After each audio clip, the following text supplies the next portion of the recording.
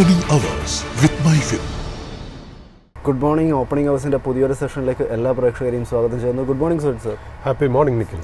Sir, ഇന്നത്തെ ഒരു trading പരിശോധിക്കുകയാണെങ്കിൽ ഒട്ടും ഒരു പോസിറ്റീവ് സ്റ്റാർട്ടിലല്ല ഇന്ത്യൻ വിപണിയെ സംബന്ധിച്ചിടത്തോളം ഓപ്പണിംഗ് ഉണ്ടായിരിക്കുന്നത്. ഏകദേശം ഒരു 0.25% ഇടിവാണ് കാണാൻ വേണ്ടിയിട്ട് സാധിക്കുന്നത്. 25,769 എന്ന് പറഞ്ഞൊരു നിരക്കിലാണ് നിഫ്റ്റി 50-ലെ ഒരു ട്രേഡിംഗ്. നിഫ്റ്റി ബാങ്ക് പരിശോധിക്കുകയാണെങ്കിലും ഏകദേശം 0.5% ഇടിവുണ്ടാകുന്നു. സെക്ടോറിയൽ പെർഫോമൻസ് പരിശോധിക്കുകയാണെങ്കിലും എല്ലാ സൂചികളെ സംബന്ധിച്ചിടത്തോളം ഒരു പ്രോഫിറ്റ് ടേക്കിംഗ് നടന്നുകൊണ്ടിരിക്കുന്നതാണ് കാണാൻ വേണ്ടിയിട്ടും സാധിക്കുന്നത്. ഒരു ഗ്ലോബൽ ഡാറ്റ പരിശോധിക്കുകയാണെങ്കിലും ഇന്നത്തെ ഒരു ഹാൻഡ് ഓവർ ഡാറ്റ പരിശോധിക്കുകയാണെങ്കിലും US വിപണിയെ സംബന്ധിച്ചിടത്തോളം ഒരു സെൽ ഓഫ് തന്നെയായിരുന്നു ഉണ്ടായിട്ടുണ്ടായിരുന്നത്.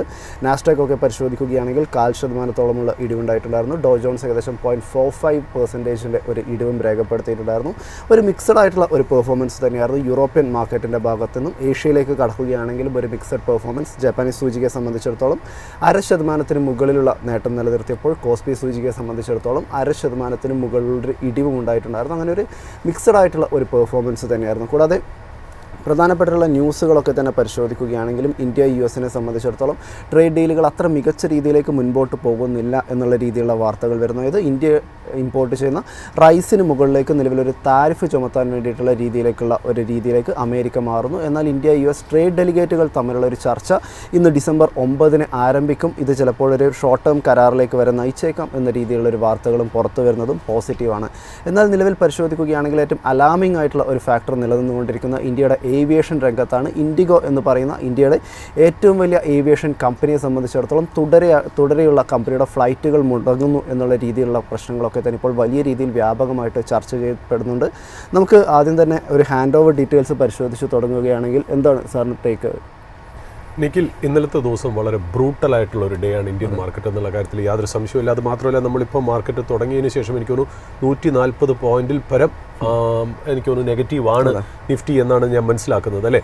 അപ്പോൾ ഇന്നലത്തെ ഒരു ഫോൾ എന്ന് പറയുന്നത് ശരിക്കും പറഞ്ഞാൽ ഒരു ക്യാപിറ്റുലേഷൻ ആയിരുന്നു. ക്യാപിറ്റുലേഷൻ എന്ന് പറഞ്ഞാൽ ഈ മാർക്കറ്റ് കീഴടങ്ങുക എന്ന് പറയില്ലേ, അതായത് മാർക്കറ്റ് കീഴടങ്ങി. അത് ശരിക്കും പറഞ്ഞാൽ റീസൺസ് ആണ് അതിനകത്ത് രസകരമായിട്ടുള്ള കാര്യം. ഇപ്പോൾ ഞാനിന്ന് നോക്കാൻ നേരത്ത് മെയിൻ ലൈൻ ഇൻഡിസസ് ഇന്നലെ -0.86% ഡൗൺ ആണെങ്കിലും ബ്രോഡർ മാർക്കറ്റിലേക്ക് നമ്മൾ പോകുമ്പോൾ നമുക്ക് മനസ്സിലാവുന്നത് മിഡ് ക്യാപ്പ് ഇൻഡെക്സ് ഇന്നലെ ഏതാണ്ട് -2% ആയിരുന്നു എന്നുള്ളതാണ്.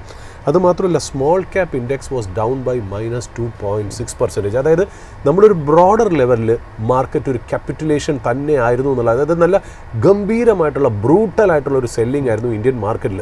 ശരിക്കും പറഞ്ഞാൽ നിഫ്റ്റി അതിൻ്റെ കഥ പറയുന്നില്ല. നിഫ്റ്റി എന്ന് പറയുന്നത് നമ്മൾ നോക്കുമ്പോൾ ശരിക്കും പറഞ്ഞാൽ 0.86% കാണിക്കുന്നുണ്ടെങ്കിൽ പോലും ഉള്ളിലോട്ട് നമ്മൾ ഇറങ്ങി ചെല്ലുമ്പോൾ ചെറിയ സ്റ്റോക്കുകൾ മിഡ് ക്യാപ്പിലും സ്മോൾ ക്യാപ്പിലും വന്ന സെല്ലിംഗ് എന്ന് പറയുന്നത് ഇറ്റ് ഈസ് ഹൈലി ഹ്യൂമങ്കസ് രീതിയിലുള്ള ഒരു സെല്ലിംഗ് ആണ് നടന്നതെന്നുള്ള. ഇപ്പോൾ നമ്മൾ ഇന്നലെ മാർക്കറ്റിൽ ഒന്ന് നോക്കുമ്പോൾ എന്തെങ്കിലും ഒരു റീസൺ ഉണ്ടാവണമല്ലോ മാർക്കറ്റ് ഇന്നലെ സെൽ ഓഫ് ചെയ്യാനായിട്ട്. ഇന്നലത്തെ ദിവസത്തെ പ്രത്യേകത അപ്പോൾ നമ്മൾ പെട്ടെന്ന് നോക്കുന്നത് എന്താ, ഇന്ത്യൻ മാർക്കറ്റിനെ സംബന്ധിച്ച് എന്തൊക്കെയായിരുന്നു ഒരു ചലഞ്ചസ് മുന്നിലുണ്ടായിരുന്നു. ഒന്ന്, ഇന്ത്യൻ മാർക്കറ്റിൻ്റെ ഓവർ വാല്യുവേഷൻ ഒരു സ്ഥലത്ത്, അതിൻ്റെ വാല്യുവേഷൻസ് അതിൻ്റെ പ്രൈസ് വാല്യുവേഷൻസിനെ മറികടന്ന് ഒരു ഓവർ വാല്യൂഡ് ടെറിട്ടറിയിലായിരുന്നു എന്നുള്ള കാര്യം അറിയാൻ നമുക്ക്. ഇത് കൂടാതെ ബെറ്റർ ഓപ്പർച്യൂണിറ്റീസ് US മാർക്കറ്റിൽ നിലനിൽക്കുന്നു. അത് കാരണം ഇന്ത്യയിൽ നിന്ന് സ്റ്റോക്സ് സെല്ല് ചെയ്ത് FIIs പൈസ പിൻവലിക്കുന്നു എന്നുള്ളൊരു കാര്യം നമുക്കറിയാം. അപ്പോൾ അതുകൊണ്ട് തന്നെ ഒരുപാട് പ്രഷർ റുപ്പിയിലുണ്ടാവും. റുപ്പി ഡിപ്രീഷിയേറ്റ് ചെയ്യാനുള്ള കാരണത്തിന് ഒരു റീസൺ ആവും എന്ന് നമ്മൾ പറഞ്ഞു വെച്ചിരുന്നു. രണ്ടാമത് നമുക്ക് പറഞ്ഞു, ജപ്പാനിൽ ഇൻട്രസ്റ്റ് റേറ്റ് കൂട്ടുകയാണെങ്കിൽ, കറൻസി അവിടുത്തെ yen ഇൻക്രീസ് ചെയ്യുകയാണെങ്കിൽ, അവിടുത്തെ ബോണ്ട് ഈൽഡ് ഇൻക്രീസ് ചെയ്യുകയാണെങ്കിൽ ജപ്പാനിൽ നിന്ന് വന്ന പൈസ, അതായത് yen ക്യാരി ട്രേഡ് മുഖാന്തരം ഇന്ത്യയിലേക്ക് വന്ന പൈസ ചിലപ്പോൾ ഇന്ത്യൻ സ്റ്റോക്ക് മാർക്കറ്റിൽ സെല്ല് ചെയ്ത് തിരിച്ച് ജപ്പാനിലേക്ക് പോവാം. അല്ലെങ്കിൽ ജപ്പാനിലെ ബോണ്ടിൻ്റെ ഈൽഡ് കൂടുമ്പോൾ ഇന്ത്യയിൽ ഇൻട്രസ്റ്റ് റേറ്റ് കുറയ്ക്കുകയും കൂടെ ചെയ്തു, ബോണ്ട് ഈൽഡ് കുറയുകയും കൂടെ ചെയ്തപ്പോൾ ഈ ഡിഫറൻഷ്യൽ വലിയ ഗുണം ഒരു ജാപ്പനീസ് ഇൻവെസ്റ്ററിനോ ഗ്ലോബൽ ഇൻവെസ്റ്ററിനോ കിട്ടുന്നില്ല, especially in an environment where rupee is depreciating. അങ്ങനെയാണെങ്കിലും പൈസ ഇന്ത്യയിൽ നിന്ന് തിരിച്ച് ജപ്പാനിലേക്ക് പോകാൻ ചാൻസ് ഉണ്ട്. അപ്പോൾ ഈ അമേരിക്കയിലേക്കും ജപ്പാനിലേക്കും ഇന്ത്യൻ മാർക്കറ്റുകളിൽ നിന്ന്, അതായത് സ്റ്റോക്കുകളിൽ നിന്നും ബോണ്ടുകളിൽ നിന്നും സെല്ല് ചെയ്യുന്ന പൈസ പുറത്തോട്ട് പോവുകയാണെങ്കിൽ there will be capital outflow from India which will put pressure on Indian rupee and Indian rupee will depreciate. This was the known risk in market. ഇതായിരുന്നു മാർക്കറ്റിൽ നമുക്ക് എല്ലാവർക്കും അറിയാമായിരുന്നുള്ള റിസ്ക്. മറ്റുള്ള കാര്യങ്ങൾ വളരെ ഫേവറബിൾ ആണ്. ഇൻട്രസ്റ്റ് റേറ്റ് ഭയങ്കരമായിട്ട് കുറച്ചുകൊണ്ടിരിക്കുന്നു, GST റേറ്റ്സ് കുറച്ചു, പിന്നെ ഗവൺമെൻറ് ഇൻകം ടാക്സ് 12 ലക്ഷം വരെയുള്ളത് വലിയ രീതിയിലുള്ള ഒരു ബെനിഫിറ്റ് സാധാരണക്കാർക്ക് കൊടുത്തു. അതായത് കൺസംഷൻ ഡ്രൈവ് ചെയ്യാനായിട്ടുള്ള എല്ലാ കാര്യങ്ങളും ഇന്ത്യയിൽ ഉണ്ട് എന്നുള്ള. പിന്നെ US ട്രേഡ് ഡീൽ എന്ന് പറയുന്നത് ശരിക്കും ഇന്ത്യ US ട്രേഡ് ഡീൽ ചെറുതായിട്ടാണ് എന്താ പറയുക ഒരു ഇമ്പാക്റ്റ് ഉണ്ടാക്കിയിരിക്കുന്നെങ്കിൽ, അതായത് ഞാൻ പറഞ്ഞില്ലേ ഈ US കാരണമുള്ള ട്രേഡ് ഇമ്പാക്റ്റ് നിഫ്റ്റി ബേസ്ഡ് കമ്പനീസിലല്ല വന്നേക്കുന്നത്. കൂടുതലും ഒരു മിഡ് ക്യാപ്പ് സ്മോൾ ക്യാപ്പ് ലെവലിലും ഈ സ്മോൾ മീഡിയം എൻ്റർപ്രൈസ് SME ലെവലിലുള്ള കമ്പനീസാണ്. കാര്യം നമുക്കറിയാം കൂടുതലും ഇമ്പാക്റ്റ് ആയിട്ടുള്ള companies complete apparels, garments, leather goods, Gems and jewellery, sea food export, shrimp, അങ്ങനത്തെ കാര്യങ്ങളൊന്നും നമ്മുടെ നിഫ്റ്റിയിൽ വരുന്നില്ല എന്നുള്ളതാണ്. എന്നാൽ IT ചെറിയ ഒരു എഫക്റ്റ് ഉണ്ട്. ആ IT നിഫ്റ്റിയിലുള്ള ഒരു കമ്പോണൻ്റ് തന്നെയാണ്. പക്ഷേ IT ഇന്നലെ അപ്പുമായിരുന്നു. അപ്പോൾ ട്രംപിൻ്റെ ആ ഒരു ടാരിഫാണോ റീസൺ എന്ന് പറഞ്ഞാൽ അതാവാനും ചാൻസ് ഇല്ല. എസ്പെഷ്യലി December 10th അവരുടെ ഡെലിഗേറ്റ്സ് ഇന്ത്യയിലോട്ട് വന്നു ചർച്ച നടത്തണമെന്ന് വെച്ചപ്പോൾ അതും ഒരു റീസൺ അല്ല. പിന്നെ നമ്മൾ നോക്കിയിരുന്നത് ഒരു കാര്യം എന്ന് വെച്ചാൽ എത്രത്തോളം FIIs സെല്ല് ചെയ്ത് പൈസ പുറത്തേട്ടുണ്ട്. ഈ FIIസിൻ്റെ സെല്ലിംഗ് ആണോ ഇന്നലെ മാർക്കറ്റ് വീഴാനുള്ള കാരണം നോക്കുമ്പോൾ എനിക്ക് കിട്ടിയ ഫിഗർ അനുസരിച്ച് 650 കോടിയുടെ സെല്ലിംഗ് മാത്രമേ FIIs ഇന്നലെ ചെയ്തുള്ളൂ എന്നുള്ള. എന്നാൽ ഡൊമസ്റ്റിക് ഇൻസ്റ്റിറ്റ്യൂഷൻ ഇൻവെസ്റ്റേഴ്സ് ഏതാണ്ട് 2500 കോടി മാർക്കറ്റിലേക്ക് പമ്പ് ചെയ്തു. അപ്പോൾ ഈ FIIസിൻ്റെ സെല്ലിങ്ങും അബ്സോർബ് ചെയ്തു. അതിൽ കൂടുതൽ ഏതാണ്ട് നമ്മൾ മേടിക്കുകയും കൂടെ ചെയ്തു. ഏതാണ്ട് 3.5 ടൈംസോളം നമ്മളത് മേടിച്ചു എന്നുള്ളതാണ് അതിനകത്തുള്ള പ്രത്യേകത. എന്നിട്ടും മാർക്കറ്റ് എന്തുകൊണ്ട് വീണു എന്നുള്ളതാണ് അതിനകത്ത് ഇമ്പോർട്ടൻ്റ് ആയിട്ടുള്ള കാര്യം. ടെക്നിക്കലി നമ്മൾ കഴിഞ്ഞ ആഴ്ച തന്നെ പറഞ്ഞത് 26,000 കട്ട് ചെയ്ത് മുകളിലോട്ട് പോകുമ്പോൾ പുതിയ ഹൈ സസ്റ്റെയിൻഡ് ആയിട്ടൊരു ക്ലോസിംഗ് ബേസിസിൽ നല്ല വോളിയത്തിൽ നമുക്ക് കിട്ടിയില്ല എന്നുണ്ടെങ്കിൽ നമുക്ക് ടെക്നിക്കലി മാർക്കറ്റിൽ ഒരു റിസ്ക് ഉണ്ട്, പേടിക്കേണ്ടതായിട്ടുണ്ട് എന്ന് നമ്മളൊരു മുഖവരയായിട്ട് പറഞ്ഞിരുന്നു. ഇന്നലത്തെ മാർക്കറ്റ് വീണത് എന്താണെന്ന് പിടികിട്ടുന്നില്ല. അതായത് സ്പെസിഫിക് റീസൺ നമ്മുടെ ഒരു ഡേറ്റയിലും ഒരു ഹാൻഡ് ഓവർ ഡീറ്റെയിൽസിലും നമുക്ക് കാണുന്നില്ല. ഇന്നലെ ഇൻ്റർനാഷണലി ഒരു പ്രഷറും ഇന്ത്യൻ മാർക്കറ്റിലില്ല.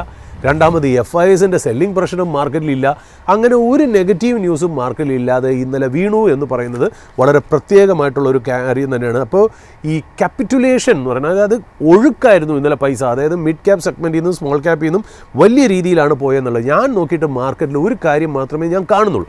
സാധാരണ ഞാൻ ഈ 25-30 കൊല്ലത്തിൽ കാണാറുണ്ട് ചില സമയത്ത് മാർക്കറ്റിൽ. കാര്യം ഇന്നലെ നമുക്ക് ഒരു കാര്യത്തിലേക്ക് എഗ്രി ചെയ്യാം. റീറ്റെയിൽ ഇൻവെസ്റ്റേഴ്സിൻ്റെ സെല്ലിങ്ങും ഹൈ നെറ്റ്വർത്ത് ഇൻഡിവിജ്വൽസിൻ്റെ സെല്ലിങ്ങുമാണ് ഇന്ത്യൻ മാർക്കറ്റിൽ നടന്നത്.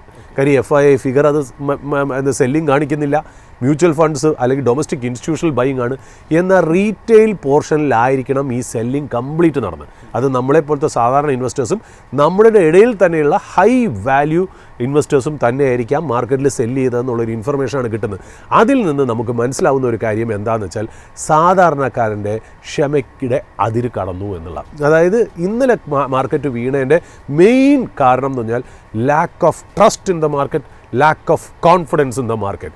മറ്റുള്ള എന്ത് റീസൺ കൊണ്ട് മാർക്കറ്റ് വീണെങ്കിൽ അതിനനുസരിച്ചിട്ടുള്ള അനുപാതികമായിട്ടുള്ള ഫിഗേഴ്സ് FIIയുടെ സെല്ലിങ്ങിലോ അല്ലെങ്കിൽ ഡൊമസ്റ്റിക് ഇൻസ്റ്റിറ്റ്യൂഷൻ്റെ സെല്ലിങ്ങിലോ മറ്റുള്ള കറൻസിയിലോ കാണേണ്ടി വന്നേനെ, അല്ലെങ്കിൽ ഗ്ലോബൽ മാർക്കറ്റ്സിലും ഗ്ലോബൽ ഹാൻഡ് ഓവർ ഡീറ്റെയിൽസിലും കാണണേ.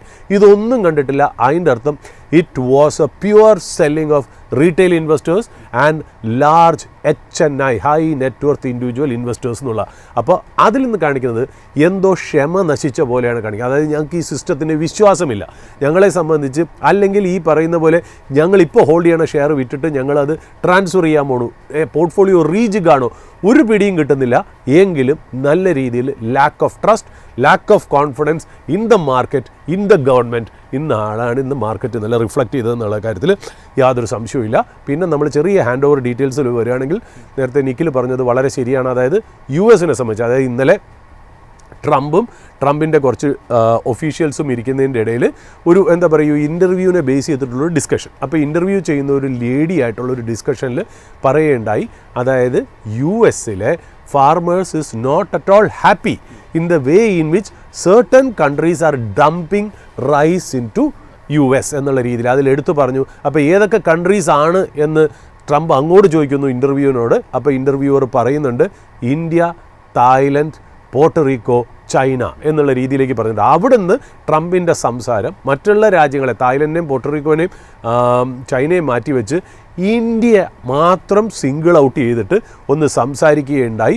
അപ്പോൾ പറഞ്ഞു വോൺ ചെയ്യുകയാണ് ഞാൻ, ഇന്ത്യൻ കമ്പനീസ് ഇവിടെ കൊണ്ടുവന്ന് ഡംപ് ചെയ്യരുത് എന്നുള്ള രീതിയിലേക്ക് സംസാരിച്ചു എന്നുള്ള. മോർ ഓർ ലെസ് നമ്മൾ ആ സംസാരം നോക്കുകയാണെങ്കിൽ രണ്ട് കാര്യങ്ങൾ അതിനകത്തുനിന്ന് ഉയർന്നു വരാം. അതായത് ട്രംപിൻ്റെ വലിയൊരു വോട്ടർ ബേസാണ് അമേരിക്കൻ ഫാമേഴ്സ്. അമേരിക്കൻ ഫാമേഴ്സിൻ്റെ ഇമ്പോർട്ടൻ്റ് ആയിട്ടുള്ള കാര്യങ്ങൾ സോയാബീൻ, കോൺ, റൈസ് ഒക്കെ തന്നെയാണ് എന്നുള്ളത്. റൈസിൻ്റെ കാര്യത്തിലാണ് ഇന്ത്യ പോലത്തെ ഒരു രാജ്യം അവിടെ ഒരു ഭീഷണിയാവുന്നത് അമേരിക്കയിൽ. അപ്പോൾ അവിടെയുള്ള ഫാർമേഴ്സിനെ പ്ലീസ് ചെയ്യാനാണെന്ന് തോന്നുന്നു ട്രംപ് ഈ വാർണിങ്ങും ഇന്ത്യക്കെതിരെ രണ്ട് വർത്താനമൊക്കെ ഒരു സ്റ്റേറ്റ്മെൻറ്റൊക്കെ മേക്ക് ചെയ്തെന്നു. ബട്ട് അതിൻ്റെ ഒരു റിപ്പിൾ എഫക്റ്റ് അല്ലെങ്കിൽ കാസ്കേഡിങ് എഫക്റ്റ് ഇന്ത്യൻ സ്റ്റോക്ക് മാർക്കറ്റിൽ ഇന്ത്യൻ റൈസ് കമ്പനീസിന് ഉണ്ടാവാനുള്ള ചാൻസ് ഉണ്ട്. ഇപ്പോൾ KRBL, LT ഫുഡ്സ്, ചമൻലാൽ സേത്യ പോലെയുള്ള സ്റ്റോക്സ് ചിലപ്പോൾ ഇന്ന് പ്രഷറൈസ്ഡ് ആയേക്കാം എന്നുള്ള കാര്യത്തിൽ യാതൊരു സംശയമില്ല. ബിക്കോസ് ഒരു ടാരിഫിനി റൈസ് കമ്പനീസിന് വേണ്ടി മാത്രം വരുമോ, അല്ലെങ്കിൽ അമേരിക്കൻ ഫാർമേഴ്സിനെ സഹായിക്കാൻ വേണ്ടി റൈസ് കമ്പനികൾക്ക്, ഇന്ത്യൻ റൈസ് കമ്പനികൾക്ക് ഒരു ടാരിഫ് വരുമോ എന്നുള്ളൊരു പേടി അതിനകത്തുണ്ട്. അതുമാത്രമല്ല, ഇത് വേറൊരു ആംഗിളിലും കൂടെ നമുക്ക് ചിന്തിക്കാം. അതായത് നമുക്കറിയാലോ US-ൻ്റെ ട്രേഡ് റെപ്രസെൻറ്റേറ്റീവ്, അതായത് US trade representative ambassador Rick Switzer എനിക്ക് തോന്നുന്നു ഇന്ന് 9-ാം തീയതി എത്തും. 10-ാം തീയതിയും 11-ാം തീയതിയും ഡിസ്കഷൻ കഴിഞ്ഞായിരിക്കും ഡെലിഗേഷൻ തിരിച്ചു പോകുക. അപ്പോൾ ശരിക്കും പറഞ്ഞാൽ ഒരു ട്രേഡ് ഡീല് മാത്രമല്ല അവിടെ സംസാരിക്കുന്നത്. കുറച്ചുകൂടി നമ്മുടെ പ്രൈം മിനിസ്റ്റർ മോഡിയും അമേരിക്കൻ പ്രസിഡന്റ് ട്രംപും തമ്മിൽ ഈ കൊല്ലത്തിൻ്റെ ആദ്യത്തെ മീറ്റിങ്ങിൽ പറഞ്ഞിരുന്നു അവർ ഇപ്പോൾ എക്സിസ്റ്റിംഗ് ആയിട്ടുള്ള ആ ഒരു ട്രേഡ് റിലേഷൻഷിപ്പ് $191 ബില്യണിൽ നിന്ന് 500 ബില്യൺ ഒരു 2030 കൂടി ആക്കണം. 191 ബില്യണിൽ നിന്ന് 500 ബില്യണിലേക്ക് ഒരു ബൈലാറ്ററൽ ട്രേഡ് കൊണ്ടുവരണം. അപ്പോൾ അതിനെക്കുറിച്ചും ഒക്കെ ഉള്ളൊരു ഡിസ്കഷൻ നടക്കാനായിരിക്കണം ഒരു പക്ഷേ. പിന്നെ ഇപ്പോഴത്തെ എക്സിസ്റ്റിംഗ് ആയിട്ടുള്ള 25% ടാരിഫ്, അതിൻ്റെ മുകളിൽ റഷ്യയിൽ നിന്നും ഓയിൽ നമ്മൾ ഇമ്പോർട്ട് ചെയ്യണ കാരണമുള്ള 25 കൂടെ ചേർത്ത് 50, ഇതെല്ലാം കൂടെ ചേർത്ത് സംസാരിക്കാനായിരിക്കാം ട്രേഡ് റെപ്രസെൻറ്റേറ്റീവ്സ് വന്ന്.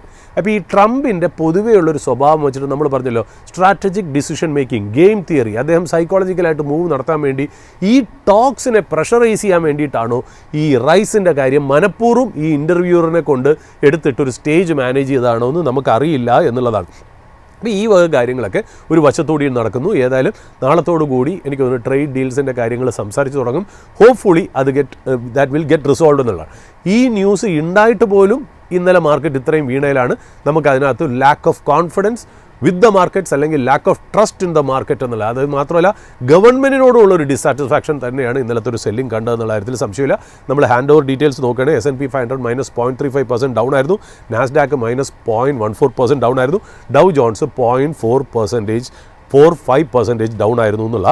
പിന്നെ after market US market close ചെയ്തതിനു ശേഷം ആഫ്റ്റർ മാർക്കറ്റിൽ NVIDIAയുടെ ഷെയർസിന് ചെറിയ ഒരു മൂവ്മെൻറ്റ് കണ്ടു, ഒരു അപ്വേർഡ് മൂവ്മെൻറ്റ്. കാര്യം എന്ന് വെച്ചാൽ എനിക്ക് തോന്നുന്നു അവിടെ ഒരു ന്യൂസ് വന്നു, അതായത് government may allow NVIDIA to export എന്താ പറയുക ഒരു select set of chips China. ഒരു സെലക്ട് സെറ്റ് ഓഫ് ചിപ്സ് ചൈനയിലേക്ക് എക്സ്പോർട്ട് ചെയ്യാൻ ചിലപ്പോൾ ഗവൺമെൻറ് NVIDIA സമ്മതിച്ചേക്കാം എന്നുള്ളൊരു പോസിറ്റീവ് ന്യൂസ് ആയിരിക്കണം.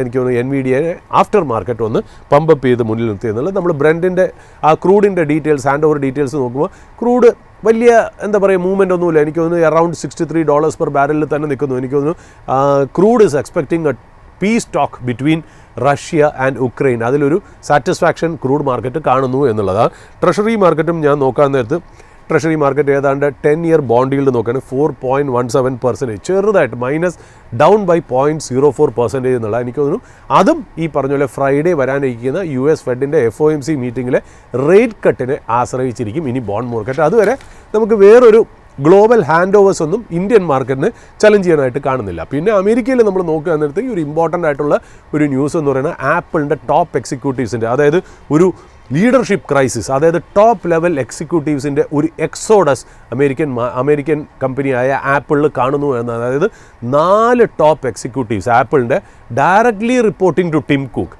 റിസൈൻ ചെയ്തു എന്നുള്ള വാർത്തകൾ ഇന്നലെ വന്നു എന്നുള്ളതാണ്. അപ്പോൾ അത് ഭയങ്കരമായിട്ട് ആപ്പിളിൻ്റെ കാര്യത്തിൽ ഒന്നാമത് ആപ്പിൾ ഒരു സക്സഷൻ സ്ട്രാറ്റജി, ടിം കുക്കിന് ശേഷം ആര് എന്നൊക്കെ ആ ഒരു സക്സഷൻ സ്ട്രാറ്റജിയൊക്കെ ഡിവൈസ് ചെയ്യുന്നതിൻ്റെ ഇടയിലാണ് ഈ ഒരു ന്യൂസ് വന്നേക്കുന്നതെന്നുള്ള. അതിൽ ഇമ്പോർട്ടൻ്റ് ആയിട്ട് വന്നത് അവരുടെ ഹാർഡ്വെയർ ടെക്നോളജീസിൻ്റെ വൈസ് പ്രസിഡൻറ്റ്, അതായത് അവരുടെ ചിപ്പ് ഡിവിഷൻ്റെ ഹെഡ് എന്ന് വേണമെങ്കിൽ നമുക്ക് ചെറിയ തോതിൽ അവരെ വിളിക്കാം എന്നുള്ളതാണ്. അതായത് that was the man behind apples market cap swelling of $4.2 trillion. അതായത് ആപ്പിളിൻ്റെ ലെവലിലേക്ക് ലെവലിലേക്ക് എത്താൻ അതിൻ്റെ ഡിസൈൻ കാറ്റഗറീസ് ഉണ്ടെങ്കിലും ഈ ഹാർഡ്വെയർ പാർട്ട്, ഈ ചിപ്പിൻ്റെ പാർട്ടിൽ ഈ വ്യക്തി ഭയങ്കര ഇമ്പോർട്ടൻ്റ് ആയിരുന്നു. അയാളുടെ പേര് എന്ന് പറയുന്നത് ജോണി സ്രൗജി എന്ന് പറയുന്ന വ്യക്തിയാണ്. അദ്ദേഹവും റിസൈൻ ചെയ്യാൻ പോകണു എന്നുള്ള ന്യൂസാണ്. അലോങ് വിത്ത് ദിസ് 4 പീപ്പിൾ അദ്ദേഹം കൂടെ റിസൈൻ ചെയ്യാൻ പോകണു എന്നുള്ളത് വളരെ എന്താ പറയുക ഇമ്പാക്റ്റ്ഫുൾ ആയിട്ടുള്ള ന്യൂസ് ആയിരുന്നുള്ള. ബട്ട് ലേറ്റർ കുറച്ച് മണിക്കൂറുകൾ പിന്നിട്ടപ്പോൾ അദ്ദേഹം ആപ്പിളിൽ തന്നെ സ്റ്റിക്ക് ചെയ്യും എന്നുള്ള ഒരു ഇൻഫർമേഷനും കൂടി വന്നു എന്നുള്ളതാണ്. പക്ഷേ ഒരു കാര്യം നമുക്ക് മനസ്സിലാക്കാം, Tim cook is fire fighting the situation. അതായത് ഇതൊന്ന് ഡിഫ്യൂസ് ചെയ്യാൻ വേണ്ടി അദ്ദേഹം ഫയർ ഫൈറ്റ് ചെയ്യുന്നു എന്നുള്ള കാര്യത്തിൽ യാതൊരു സംശയവുമില്ല എന്നുള്ളതാണ്. അപ്പോൾ ഇതൊക്കെയാണ് ശരിക്കും പറഞ്ഞാൽ ഗ്ലോബലി നമുക്ക് കിട്ടുന്ന ഹാൻഡ് ഓവർ ഡീറ്റെയിൽ. ഇന്നലത്തെ പോലെ തന്നെ ഇന്നും ഗ്ലോബലി ഒരു പ്രഷറും ഇന്ത്യൻ മാർക്കറ്റിന് ഇല്ല എന്നുള്ള രീതിയിലാണ് ഇന്നത്തെ ദിവസം അവസാനിക്കുമ്പോൾ. എങ്ങനെയാണ് FISൻ്റെ സെല്ലിംഗ് ഫിഗേഴ്സ് നോക്കണം. ഇന്നലെ നമ്മൾ നോക്കിയപ്പോൾ വെറും 600 കോടി ഇൻ ആൻഡ് അറൗണ്ട് 600 ക്രോസിൻ്റെ സെല്ലിംഗ് മാത്രമേ ഉണ്ടായിരുന്നുള്ളൂ. ഇന്ത്യൻ മാർക്കറ്റ് ഇത്രയും മാത്രം വീഴ്ത്താൻ ഒരു സെല്ലിംഗ് കണ്ടിട്ടില്ല എന്നുള്ളതാണ്. അപ്പോൾ അവിടെ നിന്ന് നമുക്ക് മനസ്സിലായത് റീറ്റെയിൽ ഇൻവെസ്റ്റേഴ്സ് ആൻഡ് ഈ പറയുന്ന പോലെ ഹൈ നെറ്റ്വർത്ത് ഇൻഡിവിജ്വൽസ് ആ സെല്ലിംഗ് എന്നുള്ളതാണ്. ഇന്ത്യൻ മാർക്കറ്റ് ഇന്ന് വളരെ ക്രൂഷ്യലാണ്. ടെക്നിക്കലായിട്ടുള്ള ഒരുപാട് ലെവൽ ഇന്ന് നമുക്ക് റെസ്പെക്റ്റ് ചെയ്യേണ്ടിയിരിക്കുന്നു. ഇല്ലെന്നുണ്ടെങ്കിൽ മാർക്കറ്റ് എങ്ങനെ പോകും എന്നുള്ള കാര്യം നോക്കണം. പിന്നെ അതിൻ്റെ കൂടെ കൂട്ടിച്ചേർത്ത് വായിക്കേണ്ടത് നമുക്ക് അങ്ങനെ ഒരു ഷോർട്ട് മാർക്കറ്റിൽ പോകാനും പറ്റില്ല. കാര്യം നാളെയും മറ്റന്നാളും US ട്രേഡ് ഡീൽ സംസാരിക്കുന്നുണ്ട്. ഇനി അവിടെ എന്തെങ്കിലും പോസിറ്റീവായിട്ട് വന്നാൽ മാർക്കറ്റിൽ ഭയങ്കര ഷോർട്ടാണെങ്കിൽ വലിയ രീതിയിലുള്ള ഒരു പുൾ ബാക്ക് റാലിയും സംഭവിക്കാനുള്ള സാധ്യതയുണ്ട്. അതുകൊണ്ട് വളരെ ക്രൂഷ്യലായിട്ടുള്ള സ്റ്റേജിലാണ്. ഇൻവെസ്റ്റേഴ്സ് എടുത്ത് ചാടാതെ ഇമോഷണൽ ആവാതെ ബുദ്ധി ഉപയോഗിച്ച് മാത്രം മാർക്കറ്റിനെ ഡീൽ ചെയ്യുക എന്നുള്ളത്. അതായത് നമ്മളെ ഈ പറഞ്ഞ പോലെ വെറുപ്പ്, വിദ്വേഷം അല്ലെങ്കിൽ സന്തോഷം, ഓവർ ഓപ്റ്റിമിസ്റ്റിക്കോ ആവരുത്, ഓവർ പെസിമിസ്റ്റിക്കോ ആവരുത്. മാർക്കറ്റിൽ നെഗറ്റിവിസം ഉണ്ട്, of course there is നെഗറ്റിവിസം. But positive news വരാൻ ചാൻസ് ഉണ്ടോ? എല്ലാ കാര്യങ്ങളും ഇപ്പോൾ ഫേവറബിൾ ആണ്. ഇനി ഫേവറബിളായിട്ട് വരാൻ ചാൻസ് ഉള്ളത് US ട്രേഡ് ഡീലാണ്. നാളെ മറ്റന്നാളും നടക്കും. അതുകൊണ്ട് സൂക്ഷിച്ച് ഷോർട്ട് ചെയ്യണവരും സൂക്ഷിച്ച് ചെയ്യണ്ട എന്നുള്ള അർത്ഥമേ അല്ല. But be careful. Market is in a very very confusing stage. എടുത്ത് ചാടി ഡിസിഷൻ തെറ്റിക്കാതിരിക്കുക. Keep yourself calm and composed ആണെന്നുള്ളത്. അതായത് ഒരു കാര്യം ഉറപ്പാണ്, ഞാൻ നിങ്ങൾക്ക് ഉറപ്പ് തരാം, നമ്മൾ ഇന്ന് പറയുന്നതെല്ലാം ചലഞ്ചിങ് ആയിട്ടുള്ളതും നെഗറ്റീവ് ആയിട്ടുള്ള ന്യൂസാണ്. 6 months ഡൗൺ ദ ലൈൻ ഇതൊന്നും നമ്മുടെ മനസ്സിൽ കാണില്ല. ഇതൊക്കെ മാറും. നമ്മൾ ഇതേപോലെ തന്നെ എനിക്കൊരു ജൂണിലൊക്കെ നമ്മൾ പറഞ്ഞിരുന്നു, ഈ പറഞ്ഞ പോലെ USൻ്റെ ട്രേഡ് ഡീല് അല്ലെങ്കിൽ US ടാരിഫ് വന്നത് കാരണം ഇന്ത്യൻ മാർക്കറ്റ് ഭയങ്കരമായിട്ട് ഡൗൺ ആയിപ്പോയപ്പോൾ നമ്മൾ പറഞ്ഞു 6 മാസം കഴിയുമ്പോൾ നമ്മളിത് കാണില്ല. 6 മാസം കഴിഞ്ഞപ്പോൾ മാർക്കറ്റ് ഏതാണ്ട് 2022 അല്ലേ മാർക്കറ്റിൽ പല സ്റ്റോക്കുകളും 30% 40% കയറി എന്നുള്ള കാര്യം വാസ്തവമാണ്. അതേപോലെ നമ്മളിപ്പോൾ സംസാരിക്കുന്ന കാര്യം ഒരു 6 മാസം കഴിഞ്ഞാൽ ഉണ്ടാവില്ല എന്നുള്ള കാര്യം. ഈ സമയം എങ്ങനെ നിങ്ങൾ നെഗോഷിയേറ്റ് ചെയ്ത് പോകണു എന്നുള്ളതാണ് ഇമ്പോർട്ടൻ്റ് ആയിട്ടുള്ളൊരു കാര്യം. അതുകൊണ്ട് ഇൻവെസ്റ്റേഴ്സ് ഒന്ന് വളരെ കാമായിട്ട് നിൽക്കുക, വിഷമിക്കാതിരിക്കുക. ഇതെല്ലാം മാർക്കറ്റിൻ്റെ പാർട്ട് ആൻഡ് പാർസലാണ്. ഈ കൺഫ്യൂഷനും വോളറ്റിലിറ്റിയുമാണ് മാർക്കറ്റിനെ റിസ്കി എന്ന് നമ്മൾ പറയാൻ കാര്യം. അപ്പോൾ ഇവിടെ വന്നിട്ട് എന്തിനാണ് മാർക്കറ്റ് ഇങ്ങനെ എന്ന് ചോദിക്കുന്നതിൽ അർത്ഥമില്ല. ഇങ്ങനെയാണ് ആ സ്ഥലം അങ്ങനെയാണ്. ഇപ്പോൾ മലയോരങ്ങളിൽ ചെന്നിട്ട് എന്തുകൊണ്ടാണ് ഇവിടെ മല എന്ന് ചോദിക്കുന്ന പോലെയാണ്. ഇത് നമുക്ക് നെഗോഷിയേറ്റ് ചെയ്ത് പോയേ പറ്റുള്ളൂ. ഇത് ഫേസ് ചെയ്യാനുള്ള ഒരു കഴിവാണ് നമ്മളെ മാർക്കറ്റിൽ സക്സസ്ഫുൾ ആക്കണേ എന്നുള്ളതാണ്. അപ്പോൾ ഇവിടെ യാതൊരു കാര്യത്തിനെയും ബ്ലെയിം ചെയ്തിട്ട് കാര്യമില്ല. നമ്മളെ തന്നെ കറക്റ്റായിട്ട് റീപൊസിഷൻ ചെയ്യുക എന്നുള്ളതാണ് ഇപ്പോൾ വേണ്ടത്. അതുകൊണ്ട് നിങ്ങളെപ്പോലെ ഞാനും എന്നെപ്പോലെ പലരും ഇന്ത്യൻ മാർക്കറ്റിൽ ഈ എക്സ്പേർട്സും ഈവൻ മ്യൂച്വൽ ഫണ്ട്സ് പോലും ബ്ലീഡ് ചെയ്യണമെന്ന് മറക്കരുത്. ഇത് എപ്പോഴും പ്രേക്ഷകർക്ക് തോന്നുന്ന ഒരു പ്രശ്നം വെച്ചാൽ എനിക്ക് മാത്രം എന്താ അങ്ങനെ, നിങ്ങൾക്ക് മാത്രമല്ല, നമുക്ക് പലർക്കും ഇങ്ങനെ തന്നെയാണ്. That is the nature of the beast. ഇതിൻ്റെ സ്വഭാവമേ ഇങ്ങനെ തന്നെയാണ്. അത് എപ്പോഴും നമുക്ക് എല്ലാ ദിവസവും മാർക്കറ്റ് കയറിക്കൊണ്ടിരിക്കുകയാണെങ്കിൽ ലോകത്ത് എല്ലാവരും ഇന്ത്യൻ മാർക്കറ്റിൽ വന്ന് ഇൻവെസ്റ്റ് ചെയ്യൂലേ? ആരും ബാങ്കിൽ പൈസ പോലും ഇടില്ല, റിയൽ എസ്റ്റേറ്റ് പോലും ഹോൾഡ് ചെയ്യില്ല. എല്ലാവരും മാർക്കറ്റിലേക്ക് വരില്ലേ? മാർക്കറ്റിൽ ഈ വക ഇമോഷൻസ് ഹാൻഡിൽ ചെയ്യാൻ പറ്റാത്തതുകൊണ്ടാണ് പലരും മാർക്കറ്റിലേക്ക് വരുന്നതെന്നുള്ള. എന്നാൽ ഈ ഇമോഷൻ ഹാൻഡിൽ ചെയ്യുന്നവർക്ക് മാർക്കറ്റ് വളരെ ബെനിഫിഷ്യൽ ആവും ലോങ്ങർ ടേം എന്നുള്ള രീതിയിൽ. ഇതൊക്കെ ഒരു ടെസ്റ്റിംഗ് ആൻഡ് ചലഞ്ചിങ് ടൈംസ് ആണ്.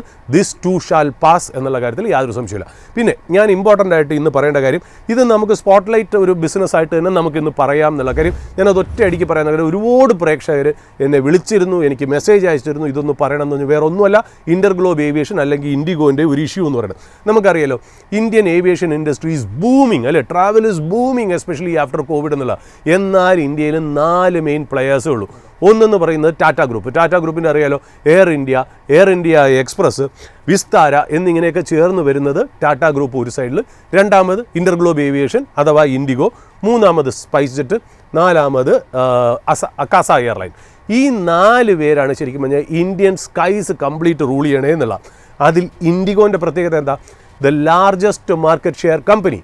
ടോട്ടൽ ഇന്ത്യൻ എയർലൈൻ ഇൻഡസ്ട്രിയുടെ 62 തൊട്ട് 64% വരെ മാർക്കറ്റ് ഷെയർ ഉള്ള കമ്പനിയാണ്. 400-ൽ പരം എയർക്രാഫ്റ്റ് ഉള്ള കമ്പനിയാണ് ഇൻഡിഗോ എന്ന് പറയുന്നത്. അതായത് സ്പെഷ്യലി അവർക്ക് എയർബസിൻ്റെ A320 ഫാമിലി എയർക്രാഫ്റ്റ്സ് ആണ്. അതായത് നാരോ ബോഡി ആയിട്ടുള്ള aircraft A320 series, A320, A321, പിന്നെ കുറച്ച് ATR എയർക്രാഫ്റ്റും ഒക്കെ കൂടെ ചേരുന്നതാണ് ഇവരുടെ ടോട്ടലായിട്ടുള്ള ഈ 400 എയർക്രാഫ്റ്റിൻ്റെ ഫ്ലീറ്റ് എന്ന് പറയുന്നത്.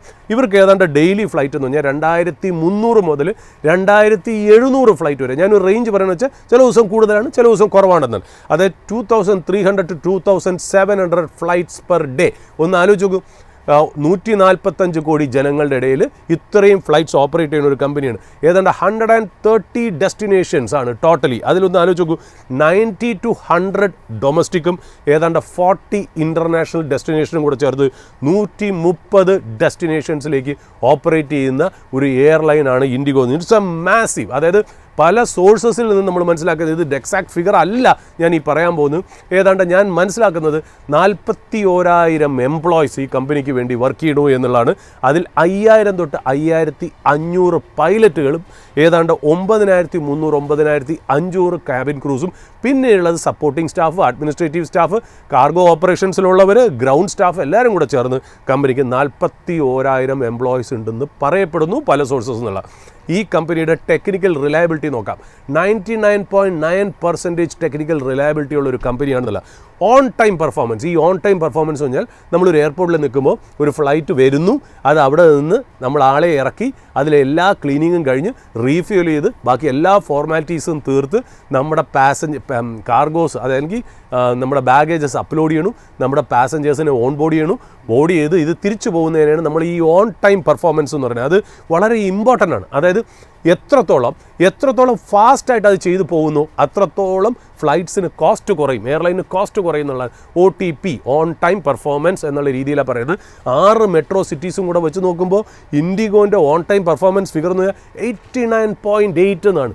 അതൊരു ഭയങ്കര വലിയ ഫിഗറാണെന്ന്. അതായത് എഫിഷ്യൻസിയാണ് എയർലൈൻ്റെ കാണിക്കുന്നതെന്നുള്ള. 541 മോണിറ്ററി റൂട്ട്സ് ഉണ്ട്. അത് മാത്രമല്ല ഇന്ത്യയിലെ 70 ഫ്ലൈറ്റ് റൂട്ട്സിൽ ഏതാണ്ട് ഒറ്റ പ്ലെയറേ ഉള്ളൂ IndiGo. Is the most important player in 70% of Roots in India എന്നുള്ളതാണ് അതിൻ്റെ പ്രത്യേകത. അതാണ് ഈ കമ്പനിയുടെ മാസീവ്നെസ് അല്ലെങ്കിൽ സൈസ് എന്ന് പറയുന്നത്, ഇൻഡിഗോ എന്ന് പറയുന്നത് അതാണ് എന്നുള്ള. പക്ഷേ ഈ എയർലൈൻ ഇൻഡസ്ട്രി ഗ്ലോബലി നമ്മൾ നോക്കുകയാണെങ്കിൽ വളരെ ഗ്ലാമറസ് ആയിട്ടുള്ള ഇൻഡസ്ട്രിയാണ്. അതായത് ഒരു എയർക്രാഫ്റ്റിൽ നമ്മൾ ട്രാവൽ ചെയ്യുക, അല്ലെങ്കിൽ പൈലറ്റായിട്ട് ക്യാബിൻ ക്രൂ ആയിട്ട് ജോലി ചെയ്യുക, എയർപോർട്ടിൽ ജോലി ചെയ്യുക, നമ്മൾ ഫ്ലൈറ്റിനാണ് ട്രാവൽ ചെയ്യണമെന്നൊക്കെ പറയുന്നതും, പിന്നെ ഫ്ലൈറ്റിനെ ബേസ് ചെയ്തിട്ടുള്ള അഡ്വർടൈസ്മെൻറ്റ്, അതിൻ്റെ അറ്റായസ്, എല്ലാ കാര്യങ്ങളും, ക്യാബിൻ ക്രൂസിൻ്റെ വാക്ക്, പൈലറ്റിൻ്റെ ഡ്രസ്സിങ് എല്ലാം കൂടി വെച്ച് നോക്കുമ്പോൾ ഒരുപാട് ഗ്ലാമറസ് ആയിട്ടുള്ള ഇൻഡസ്ട്രി ആണെങ്കിലും it is a very difficult, notoriously difficult industry to manage. ഇതിനകത്ത് ഗ്ലാമറൊക്കെ ഉണ്ട് എന്നല്ലാതെ കമ്പനികൾ പ്രോഫിറ്റബിളായിട്ട് കൊണ്ടു നടക്കാമെന്ന് പറഞ്ഞാൽ വളരെ ബുദ്ധിമുട്ടായിട്ടുള്ള കാര്യം എന്നുള്ളതാണ്. അവിടെയാണ് most of the companies are making a loss. IndiGo is an exception എന്നുള്ളത്. അവിടെയാണ് ഇതിൻ്റെ പ്രത്യേകത എന്നുള്ളത്. വാട്ട് മെയ്ഡ് ഇൻഡിഗോ ഡിഫറെൻറ്റ്, എന്താണ് ഇൻഡിഗോനെ പ്രത്യേകതയാക്കിയത്? അതിൻ്റെ ഓപ്പറേറ്റ് ചെയ്യുന്ന രീതി, അതിൻ്റെ ഓപ്പറേഷണൽ മോഡലാണ് അതിനെ പ്രോഫിറ്റബിൾ കമ്പനിയാക്കി കൊണ്ടു നടക്കണേ എന്നുള്ള. അതായത് ഈ ഒന്നാമത്തെ കാര്യം ഞാൻ നേരത്തെ പറഞ്ഞു, അവരുടെ എയർക്രാഫ്റ്റ് എന്തുകൊണ്ടാണ് അവർ പ്രോഫിറ്റബിൾ ആവുന്നതിന് ഒരു റീസൺ എന്ന് വെച്ചാൽ അവരുടെ വലിയൊരു റീസൺ തന്നെ അവരൊരു പ്രത്യേകതര എയർക്രാഫ്റ്റേ മേടിക്കുള്ളൂ. എയർബസിൻ്റെ A320 സീരീസ്, A320, A321 ഇങ്ങനത്തെ ഇതാണ് അവർ മേടിക്കുന്നത്. അപ്പോൾ അവരുടെ മോസ്റ്റ് ഓഫ് ദ എയർക്രാഫ്റ്റ്സും ഒരേപോലത്തെ എയർക്രാഫ്റ്റ് എന്നുള്ള പ്രത്യേകം. അപ്പോൾ എന്താ, പൈലറ്റ് ട്രെയിനിങ് ഈസിയായി. ഒറ്റ ഫ്ലൈറ്റിന് വേണ്ടി പൈലറ്റിനെ ട്രെയിൻ ചെയ്താൽ മതി, ഇപ്പോൾ സെപ്പറേറ്റ് ഒന്നും വേണ്ട എന്നുള്ളതാണ് ഒന്നാമത്തെ കാര്യം. രണ്ടാമത്, എൻജിനീയേഴ്സിനെ ഒരു സിസ്റ്റത്തിന് വേണ്ടി മാത്രം ട്രെയിൻ ചെയ്താൽ മതി. ക്യാബിൻ ക്രൂവും ഗ്രൗണ്ട് സ്റ്റാഫിനെ എല്ലാത്തിനും ഒരു എയർക്രാഫ്റ്റിന് വേണ്ടി ട്രെയിൻ ചെയ്താൽ ഇതാണ് നമ്മുടെ എല്ലാ ഫ്ലീറ്റും. അപ്പോൾ ഇതിൽ മാത്രം പഠിച്ചാൽ മതി എന്നുള്ള രീതിയിലേക്ക് ആക്കി എന്നുള്ള. പിന്നെ സ്പെയർ പാർട്സ് കോമൺ ആണ്, വെയർ ഹൗസിങ് ആൻഡ് ഇൻവെൻട്രി എന്ന് പറയുന്നത് കോമൺ ആണ്. കാര്യം ഇത്രയും എയർക്രാഫ്റ്റ് ഒരുപോലത്തെ എയർക്രാഫ്റ്റില്ലേ. പിന്നെ ട്രെയിനിങ് കോസ്റ്റ് ഭയങ്കരമായിട്ട് കട്ട് ചെയ്യും എന്നുള്ള കാര്യത്തിൽ സംശയമില്ല. മെയിൻ്റനൻസ് കോസ്റ്റ് ഭയങ്കരമായിട്ട് കട്ട് ചെയ്യും. കാര്യം ഇവർക്കെല്ലാം ഒരു ഫാമിലി ഓഫ് എയർക്രാഫ്റ്റ് ആണുള്ളത്. പിന്നെ ഈസി ഷെഡ്യൂളിംഗ് ആണ്. അത് ക്രൂവിൻ്റെ കാര്യത്തിലായാലും ശരി, ഫ്ലൈറ്റിൻ്റെ കാര്യത്തിലായാലും ഈസി ആയിട്ട് ഇവർക്ക് ഷെഡ്യൂൾ ചെയ്യാം. കാര്യം വെച്ചാൽ ഓരോ ഫ്ലൈറ്റ് എത്ര സമയത്തിന് എത്തുന്നു, എന്താണ് അതിൻ്റെ കപ്പാസിറ്റി എല്ലാം നമുക്കറിയാം. കാര്യം ഒറ്റ ടൈപ്പ് എയർക്രാഫ്റ്റാണ് നമ്മുടെ ഫ്ലീറ്റിൽ ഇരിക്കുന്നതെന്നുള്ള. അപ്പോൾ ശരിക്കും പറഞ്ഞാൽ ഇത് കൂടാതെ നമ്മളിപ്പോൾ എയർബസ് കമ്പനിയായിട്ട് നമ്മൾ ഈ ഫ്ലൈറ്റ്സ് മേടിക്കാനായിട്ട് നെഗോഷിയേറ്റ് ചെയ്യുമ്പോൾ ഒരേ ഫാമിലി ഓഫ് ഫ്ലൈറ്റ് തന്നെ നമ്മൾ ബൾക്ക് ഓർഡർ കൊടുക്കുമ്പോൾ നമുക്ക് മാസീവായിട്ടുള്ള ഡിസ്കൗണ്ടും കിട്ടും എന്നുള്ളതാണ് ഒരു പ്രത്യേകത. അപ്പോൾ ഇവരുടെ ഓപ്പറേഷണൽ പെർഫോമൻസ് നന്നായിട്ടാവാനുള്ള ഒരു കാരണം തന്നെ വൺ ഫാമിലി ഓഫ് എയർക്രാഫ്റ്റ് ഇവർ മേടിക്കുന്നു എന്നുള്ളതാണ് അതിൻ്റെ അഡ്വാൻറ്റേജസ് ആൾക്കാരും. രണ്ടാമത്തെ കാര്യം, വേറൊരു ഇമ്പോർട്ടൻ്റ് ആയിട്ട് ഇവരെ ഹെൽപ്പ് ചെയ്യുന്ന കാര്യം sale and lease back model. Sale and lease back model എന്ന് വെച്ചാൽ ഇവർ വലിയ ഡിസ്കൗണ്ടിൽ എയർബസ് പോലെയുള്ള കമ്പനികളിൽ നിന്ന് ഇവർ ഫ്ലൈറ്റ് മേടിക്കും. ഫ്ലൈറ്റ് മേടിച്ചിട്ട് എന്ത് ചെയ്യും? ഇവരുടെ ബാലൻസ് ഷീറ്റിലേക്ക് ഈ ഫ്ലൈറ്റ് വയ്ക്കില്ല.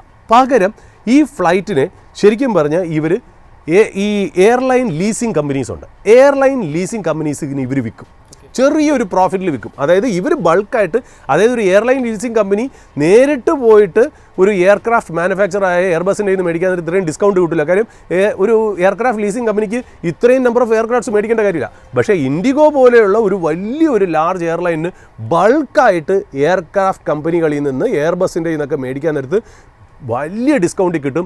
എന്നാൽ ചെറിയ പ്രോഫിറ്റ് ചേർത്തിട്ട് എയർക്രാഫ്റ്റ് ലീസിങ് കമ്പനികൾക്ക് കൊടുക്കും. എന്നിട്ട് എന്ത് ചെയ്യും? എയർക്രാഫ്റ്റ് ലീസിങ് കമ്പനികളുടെ നിന്ന് പൈസ ഇവർ മേടിക്കും. അതായത് ഫ്ലൈറ്റ് മേടിച്ചതിന് ഇവർക്ക് ചിലവില്ലാതായി. എന്നിട്ട് ഇവരെന്ത് ചെയ്യും? 5 കൊല്ലം 6 കൊല്ലത്തേക്ക് എയർക്രാഫ്റ്റ് ലീസിങ് കമ്പനിയുടെ നിന്ന് ഇവർക്ക് ലീസ് ചെയ്തെടുക്കും. ലീസിനെടുത്തിട്ടാണ് ഇവർ ഉപയോഗിക്കണേന്നുള്ള. അപ്പോൾ ഇവർക്ക് ഭയങ്കര രസകരമായിട്ടുള്ളൊരു ബിസിനസ് മോഡലാണെന്നുള്ളത്. ഇതിൻ്റെ ഒരു ബെനിഫിറ്റ് എന്താ? അപ്പ് ഫ്രണ്ട് ക്യാപിറ്റൽ ഇല്ല, പിന്നെ ലെസ് ഡെപ്റ്റ് എടുക്കേണ്ട കാര്യമില്ല. കാര്യം ഇവർ പ്ലെയിൻ എന്ന് പറയുന്ന ഒരു ഹെവി അസറ്റ് മേടിച്ചിട്ട് ഇവർ ലീസിങ് കമ്പനീസിന് വിറ്റ് കാശ് തിരിച്ച് മേടിക്കുകയാണ്. എന്നിട്ട് ഇവർ ലീസ് എഗ്രിമെൻ്റാണ് ഇവർ 5 കൊല്ലത്തേക്ക് 6 കൊല്ലത്തേക്ക് സൈൻ ചെയ്യുന്നത്. പിന്നെ എയർക്രാഫ്റ്റ് പഴക്കം വരും തോറും ഇവർക്ക് പ്രശ്നമില്ല. ഇനി അതൊക്കെ തലവേദനയൊക്കെ ലീസിങ് കമ്പനിയുടെയാണ്, ഇവർക്ക് തലവേദന എടുക്കേണ്ട കാര്യമില്ല. പിന്നെ അത് മാത്രമല്ല, ഇവരുടെ ഓപ്പറേഷൻസ് പെട്ടെന്ന് സ്കെയിലപ്പ് ചെയ്യാം, പെട്ടെന്ന് സ്കെയിൽ ഡൗൺ ചെയ്യാം. കാര്യം ഇവരുടെ എയർക്രാഫ്റ്റ് അല്ലല്ലോ യൂസ് ചെയ്യുന്നത്, ആവശ്യത്തിനനുസരിച്ച് മാത്രം ലീസും വാടകയ്ക്കും എടുത്താൽ മതിയല്ലോ എന്നല്ല. അതുമാത്രമല്ല, ഇത്രയും എയർക്രാഫ്റ്റുകൾ ലീസ് ചെയ്യാൻ നേരത്ത് ഇൻഡിഗോന് ഭയങ്കര ഒരു ലീസിങ് പവറും കൂടി കിട്ടും, വലിയ ഡിസ്കൗണ്ടിൽ കിട്ടും എന്നുള്ള. അപ്പോൾ ഇതൊക്കെ ഒരു മെട്രിക് ആയിരുന്നു ഈ ഇൻഡിഗോനെ ഒരു എന്താ പറയുക, ഒരു ഇമ്പോർട്ടൻറ്റ് അല്ലെങ്കിൽ നല്ലൊരു എഫിഷ്യൻറ്റ് പ്ലെയറായിട്ട് മാറ്റാനെന്നുള്ളത്. പിന്നെ ഇവരെ ലോ കോസ്റ്റ് കാരിയർ മോഡലാണ് ഇവരുടെ മൂന്നാമത്തെ ബെനിഫിറ്റ്. ലോ കോസ്റ്റ് കാരിയർ എന്ന് പറയുമ്പോൾ എന്താ? ഒറ്റ സിംഗിൾ ക്ലാസ്സേ ഉള്ളൂ. അടുത്ത കാലത്ത് ചില ഫ്ലൈറ്റുകളിൽ ബിസിനസ് ക്ലാസ്സും ഫസ്റ്റ് ക്ലാസ്സും ഒക്കെ ഉൾപ്പെടുത്തിയെന്നുണ്ടെങ്കിലും ഇവർക്ക് മെയിൻലി എക്കണോമി ക്ലാസ് മാത്രമേ ഉള്ളൂ എന്നുള്ള. അപ്പോൾ ഇവർക്ക് ഈ പറയുന്ന പോലെ ഒരു ലോ കോസ്റ്റ് കാരിയർ മോഡലാണ്. അതായത് വലിയ എന്താ പറയുക, സാധാരണക്കാരന് ഓഫർ ചെയ്യുന്ന രീതിയിൽ. പിന്നെ അതുപോലെ ഫുഡും ഇല്ല, ഫുഡിന് നമുക്ക് എക്സ്ട്രാ കാശ് കൊടുക്കണം. അപ്പോൾ ഈ കാര്യങ്ങൾ കൊണ്ട് ഒരു ലോ കോസ്റ്റ് കാരിയർ മോഡലും ഇവരെ മൂന്നാമത്തെ രീതിയിൽ ഇവരെ ഒരു വലിയൊരു പ്ലസ് പോയിൻ്റായിട്ട് കാണും. നാലാമത്തെ ഇവരുടെ എഫിഷ്യൻസിയാണ്. എഫിഷ്യൻസി എന്ന് പറയുന്നത് എന്താ? ഹൈ എയർക്രാഫ്റ്റ് യൂട്ടിലൈസേഷനാണ്. അതായത് ഒരു എയർക്രാഫ്റ്റിനെ 13.5 മണിക്കൂർ ഇവർ ഒരു ദിവസം പുഷ് ചെയ്യുന്നേ, അത്രയ്ക്ക് മാത്രം. അതായത് മാക്സിമം ജ്യൂസ് പിഴിഞ്ഞെടുക്കുക. 13.5 മണിക്കൂറാണ് ഒരു ദിവസം ഒരു എയർക്രാഫ്റ്റിനെ യൂട്ടിലൈസ് ചെയ്യണമെന്നില്ല. പിന്നെ അതുമാത്രമല്ല, ഇവർക്ക് ക്വിക്ക് ടേൺ അറൗണ്ട് ടൈം. ഒരു ഫ്ലൈറ്റ് വന്നിറങ്ങി തിരിച്ച് ഇതെല്ലാ കാര്യങ്ങളും ചെയ്ത് ക്ലീൻ ചെയ്ത്, ആൾക്കാരെ ഇറക്കി ക്ലീൻ ചെയ്ത്, ഫ്യൂവലൊക്കെ ഫിൽ ചെയ്ത്, മെയിൻ്റനൻസ് ഒക്കെ ചെറുതായിട്ട് ചെയ്ത്, ബാക്കി പല ആൾക്കാരെയും തിരിച്ച് അതിനകത്തായിട്ട് കയറ്റി ഈ ടേൺ അറൗണ്ട് ടൈം എന്ന് പറഞ്ഞാൽ 30 മിനിറ്റ്സിൽ ഇവർ ചെയ്യും എന്ന് പറയുന്നത്. ആ ഓൺ ടൈം പെർഫോമൻസിൽ അതിന് ഇമ്പോർട്ടൻ്റ് ആയിട്ടുള്ള കാര്യം എന്നറിയോ? ഇവർക്ക് എന്തുകൊണ്ട് ഓൺ ടൈം പെർഫോമൻസ് 30 മിനിറ്റിൽ ഇവർക്ക് ടേൺ അറൗണ്ട് ചെയ്യാൻ പറ്റുമെന്ന് വെച്ചാൽ ഇവരുടെ എയർക്രാഫ്റ്റ് തന്നെ എല്ലാം സെയിമാണ്. അപ്പോൾ ശരിക്കും പറഞ്ഞാൽ എത്ര മിനിറ്റ് കൊണ്ട് ഒരു എയർക്രാഫ്റ്റ് ക്ലീൻ ചെയ്യുക എന്നുള്ളത് വളരെ എളുപ്പമാണ്. അകത്ത് കയറി കഴിഞ്ഞാൽ ഒരു കണ്ണ് പൊട്ടന് പോലും അത് ചെയ്യാൻ പറ്റും. കാര്യം കണ്ണ് കാണാത്തവർക്ക് പോലും അത് ചെയ്യാൻ പറ്റും. കാര്യം എന്താ? കയറുക, ലെഫ്റ്റ് തിരിയുക, റൈറ്റ് തിരിയുക, ഫസ്റ്റ് ക്ലീൻ ചെയ്യുക, സെക്കൻഡ് ക്ലീൻ ചെയ്യുക, 10 സ്റ്റെപ്പ് എടുത്താൽ മതി. ഇതൊക്കെ വളരെ ക്ലീൻ ആയിട്ട് ചെയ്യാൻ പറ്റുന്നതാണ്. അതുമാത്രമല്ല, നമ്മൾ ശ്രദ്ധിച്ച് കാണും, ചില സമയത്ത് ഇവർ റാമ്പ് വെച്ചിട്ടായിരിക്കും നമ്മൾ ഫ്ലൈറ്റിൽ നിന്ന് താഴേക്ക് ഇറങ്ങുന്നത്. എന്തിനാണെന്നറിയോ? ഈ ചെക്ക് ഇൻ ബാഗേജസ് കൊണ്ട് നമ്മൾ പോകുമല്ലോ. അപ്പം നമ്മൾ മോളിൽ നിന്ന് നമ്മൾ ബാഗേജ് എടുത്തിട്ട് റോൾ ചെയ്ത് പെട്ടെന്ന് ഇറങ്ങാൻ വേണ്ടിയിട്ടാണ്. അപ്പോൾ ഇവരുടെ ഓരോ പ്രോസസ്സും അതിനകത്ത് ഭയങ്കരമായിട്ട് അവർ ശരിക്കും പറഞ്ഞാൽ എന്താ പറയുക, ഒരു ആലോചിച്ച് തന്നെയാണ് ഇവർ ചെയ്യുന്നതെന്നുള്ള. പിന്നെ ഇവർ ഭയങ്കരമായിട്ട് വെയിറ്റ് റെഡ്യൂസ് ചെയ്തിട്ടുണ്ട്. വെയിറ്റ് റെഡ്യൂസ് ചെയ്യണം എന്തുകൊണ്ടാണ്? ഇപ്പോൾ ഹോട്ട് മീലൊന്നും ഇല്ലാത്തതുകൊണ്ട് ഈ ചൂടാക്കണോ അവനൊന്നും ഇവരുടെ ഫ്ലൈറ്റിനകത്ത് ആവശ്യമില്ല. അപ്പോൾ എന്താ? ഫ്ലൈറ്റിൻ്റെ വെയിറ്റ് കുറയും. വെയിറ്റ് കുറയുമ്പോൾ എന്ത് ചെയ്യും? ഫ്യൂവൽ കുറച്ച് മതി എന്നുള്ളത് അവർക്ക് വളരെ പ്രോഫിറ്റബിൾ ആയിട്ടുള്ളൊരു കാര്യമാണ്. പിന്നെ ഫാസ്റ്റർ എയർപോർട്ടിൻ്റെ സ്ലോട്ട് റൊട്ടേഷൻ ഭയങ്കര ഫാസ്റ്റായിട്ട് ഇവർ ചെയ്യുന്നുള്ള. പിന്നെ more flights per aircraft per day ഇവർക്ക് ഓപ്പറേറ്റ് ചെയ്യാൻ പറ്റും എന്നുള്ള. അതായത് ഒരു എയർക്രാഫ്റ്റിൽ നിന്ന് കിട്ടുന്ന റവന്യൂ ഇവർക്ക് ഭയങ്കര കൂടുതലാണ്. ഇതാണ് അതിൻ്റെ എഫിഷ്യൻസി എന്ന് പറയുന്നത്. അത്ര രീതിയിലാണ് ഇവർ ചെയ്യേണ്ടത്. പിന്നെ അതുമാത്രമല്ല, ഫ്യൂവൽ ഹെഡ്ജിങ്. ഫ്യൂവൽ എന്ന് പറഞ്ഞാൽ നമുക്കറിയാലോ, അത് ഏതാണ്ട് 5ാമത്തെ ഇമ്പോർട്ടൻറ്റ് പോയിൻ്റാണ്. ഇവർക്ക് ഒരു ഫ്ലൈറ്റിൻ്റെ ഏറ്റവും വലിയ എക്സ്പെൻസ് വരുന്നത് ഫ്യൂവലാണ്. 35 to 40% ഫ്യൂവൽ കോസ്റ്റ് വരുന്നത്. ഇവർ ഇത്രയും ഫ്ലൈറ്റ്സ് ഉള്ളതുകൊണ്ട് ബെറ്റർ കോൺട്രാക്റ്റും ബെറ്റർ പ്രൊക്യൂർമെൻറ്റ് പ്രോസസ്സും ബെറ്റർ ഹെഡ്ജിങ് ഉള്ളതുകൊണ്ട് ഇവർ നല്ല രീതിയിൽ അവർ മാനേജ് ചെയ്യുന്നുള്ള. 6ാമത്തെ ഇവരുടെ ഇമ്പോർട്ടൻ്റ് ആയിട്ടുള്ളൊരു സാധനം ഇവരുടെ നെറ്റ്വർക്ക്. അതായത് ഇവരെ ഫ്ലൈറ്റ് ട്രാവലിൻ്റെ നെറ്റ്വർക്ക് ഡിസൈൻ ചെയ്യണം. അതായത് പ്രോഫിറ്റബിൾ ആയിട്ടുള്ള ഡൊമസ്റ്റിക് റൂട്ട് മാത്രമേ എടുക്കുള്ളൂ. അവർ യൂട്ടിലൈസേഷനും പ്രോഫിറ്റും മാത്രമേ നോക്കുള്ളൂ. വേറെ ഒരു കൺസിഡറേഷനും അവർക്കില്ല.